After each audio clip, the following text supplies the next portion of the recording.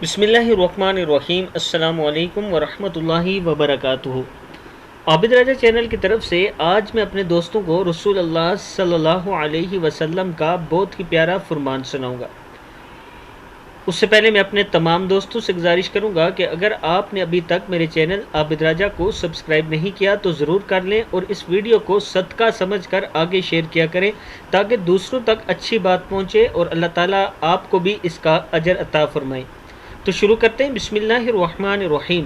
رسول اللہ صلی اللہ علیہ وسلم نے فرمایا، جو شخص صبح و شام 7 مرتبہ حسبی اللہ لا الہ الا ہوا علیہ توکلت وہو رب العرش العظیم، کیا ہے؟ حسبی اللہ لا الہ الا ہوا علیہ توکلت وہو رب العرش العظیم پڑھ لے تو اللہ تعالیٰ اس کے دنیا اور آخرت کے ہر غم کے لیے کافی ہو جائے گا۔ صدق اللہ العظیم۔ اس ویڈیو کو آپ دوستوں نے آگے ضرور شیئر کرنا ہے۔ السلام علیکم ورحمۃ اللہ وبرکاتہ۔